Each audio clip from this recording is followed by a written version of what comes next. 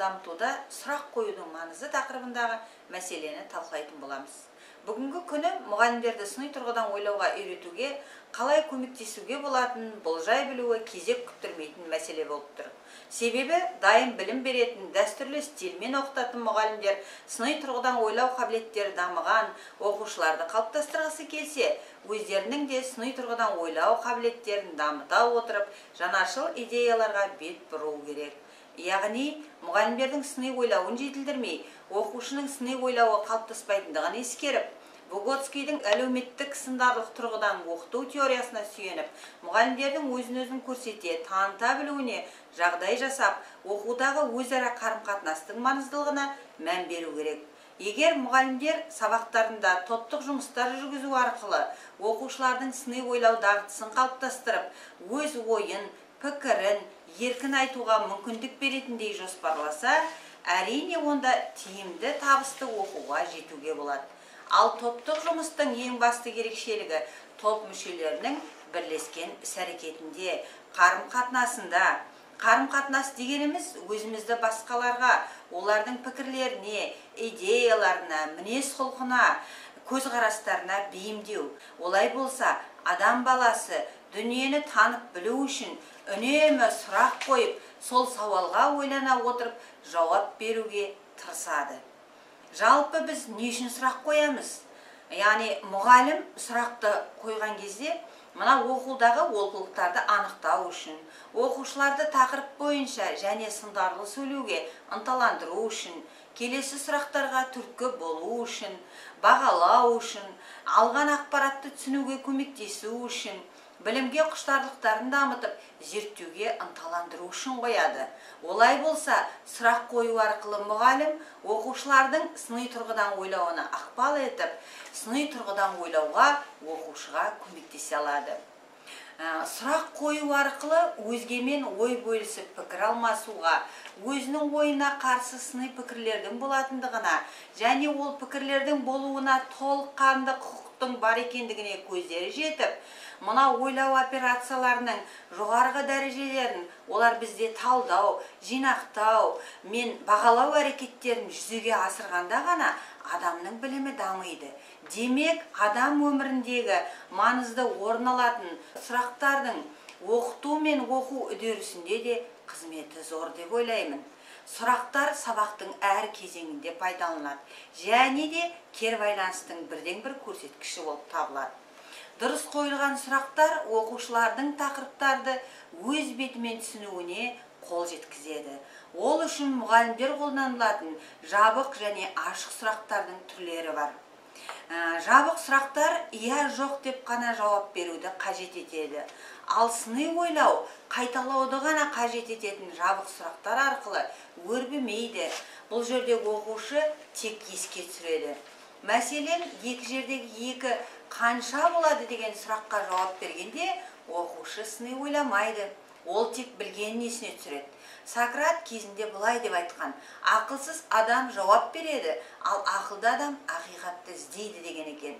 Сондықтан да оқушыларды ойлануға итермелейтін ашық сұрақтарды көбірек қоюымыз қажет. Ал ашық сұрақтар ақпаратты белгілі бір жолдармен қолдануға, оны қайта құруға, кеңейтуге, талдауға және бағалауға бағытталады. Яғни білім алушының сөйлеу және ойлау дағдыларын жетілдіреді. Мәселен, оқушының сыни ойлауы үшін жаңағы жоғарыда айтылған сұрақты былайша өзгертіп қоюға болады. Неліктен екі жердегі екі төрт болады? Өз ойыңызды қалайша дәлелдеп бере аласыз деп өзгертуімізге болады. Бұл сұраққа жауап беру үшін әрине оқушы тек еске түсіріп қана қоймайды. Сонымен бірге мәселені жан-жақты қарастырып, өзіндік пікірін қалыптастыруға ұмтылады, оны дәлелдеуге тырысады. Егер оқушылардан газды сусындарды ішуді ұнатасыздар ма деп сұрасақ, олар бұл сұраққа не иә, не жоқ деп жауап береді. Алайда мұндай жұмыс оларда сыни ойлауды туғызуы екіталай. Ол үшін дұрыс жауап берумен шектелмей, сұрақтар қою арқылы мына ойлауды дамытып, мәселені жан-жақты қарастыру керек. Мұндай сұрақтарды оқушылармен бірге құрап, оларға жауап іздеу қажет. Мысалы, неліктен газды сусын адам үшін дәмді болады? Немесе газ сусынға не үшін қосылады? Тағы да мысалға газды сусындар денсаулыққа нұқсан келтіре ме деген сияқты сұрақтарға айналдыруымызға болады. Жалпы бұл дұрыс қойылған сұрақ сабақ берудің тиімді құралына айналуы керек. Сұрақ қою, оны түсіну дәрежесін бағалау және оқушылардың жауабына қарай әрекет ету мұғалімнің кәсіби шеберлігін қажет етеді. Осы орайда Брэдбери және Браун өздерінің зерттеулерінде мұғалімдердің оқушыларға сұрақ қоюда жиі жіберетін бірнеше қателіктерді анықтаған екен. Сол қателіктердің кейбіреуіне тоқталатын болсам, мысалы, мұғалім бірден көп сұрақ қояды дейді. Әрине, бұл сұрақтар сыни ойлауды дамытудың мысалдары болуы мүмкін. Бірақ олардың барлығын бір мезгілде қоюдың қажеті жоқ. Өйткені оқушы көп сұрақтың астында көміліп қалуы ықтимал. Бұл жерде негізгі проблема тысқары қалып, ол проблеманы шешу мәселесі жайына қалуы мүмкін. Келесі бір қателік оқушыларға ойлануға уақыттың берілмеуі. Мұғалім сұрақ қою керек, оқушының сосын жауабын күту керек. Оқушылар айтып болған соң да мұғалім жауап бермес бұрын сәл кідіріс жасау керек.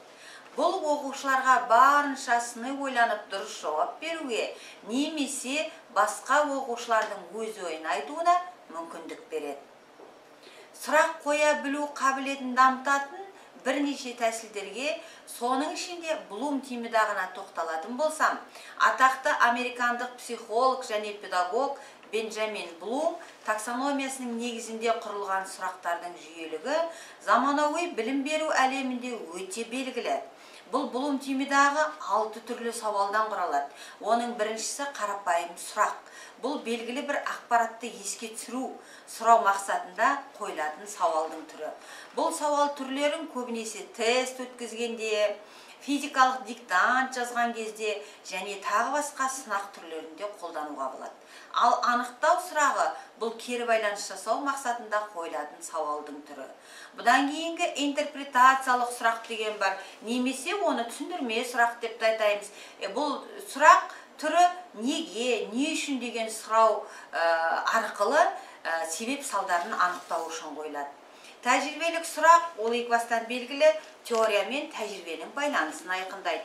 Ал бағалау сұрағы кез келген құбылыстың немесе оқиғаның бағалау критерийлеріне бағытталады. Ал соңғы шығармашылық сұрақ деп отырғанымыз ол оқушыларды сыни тұрғыдан ойлануға үйретеді. Оған мысал келтіретін болсам, өзім тәжірибемнен Блум тимидағының сұрақ түрлері бойынша идеялар аукцион өткізуге болады. Онда тыңдаушыларға бірдей фотосурет таратылып, сол суреттің мазмұны бойынша жай сұрақтан бастап тәжірибелік сұраққа дейін тыңдаушылар шағын топта бірлесе отырып сұрақтарды құрастыруға болады. Сонымен қатар сұрақ қоюдың маңыздылығына тоқталып, ашық сұрақтар қою арқылы бағалау тақырыбын өткен кезде, бағалау бойынша тыңдаушылардың ой пікірлерімен, тәжірибесімен бөлісу мақсатында 6 сұрақ тәсілін қолдануға болады. Бұл жерде былай қылып сұрақ қоюымызға болады. Нені бағалаймыз, неге, не үшін бағалаймыз, қалай бағалаймыз, қашан бағалаймыз, кім бағалайды, жалпы баға қайда қойылады деген 6 сауал қойылып, сол сауалдың жауаптарын жұпта, үштіктен тұратын шағын топтарда талқылауымызға болады. Ал ширату жаттығуын жүргізуге 7W немесе 7 неліктен тәсіліне тоқталсам, бұл тәсілде білім алушы сұрақ қою мысалдарын жалғастырып кете беруіне болады. W әріпі ағылшын тілінде неге және неліктен сөздерінен басталатын сұраулы сөйлемдерді білдіреді. Бұл тәсіл бір мәселенің шешіміне байланысты 7 сұрақты қою арқылы жүргізуге болады. Бұл тәсілде неліктен сөзінен басталатын, яғни сұрақтарды қоюымыз керек. Оған мысал келтіре кететін болсам, неліктен күн күркірейді, неліктен найзағай жарқылдайды, неліктен бірінші найзағай жарқылдайды, одан кейін барып күннің күркіреуі естіледі деген сұрақтарды қоюымызға болады. Қорытындылай келгенде, мұғалімдер жоғарыда аталған қателіктерді жібермей, төменгі дәрежелі сұрақтардан көрі Блум таксономиясы бойынша жоғары деңгейдегі ойлауды қажет ететін бағалы, ашық сұрақтарды көбірек қою арқылы білім алушыны белсенді әңгімеге тартып, сыни ойлауын дамытуы табысты сабақты қамтамасыз етеді. Бұл тағы бір мәрте сыни ойлауды дамытудағы сұрақтардың маңызын айқындайды. Істеріңізге сәттілік тілеймін.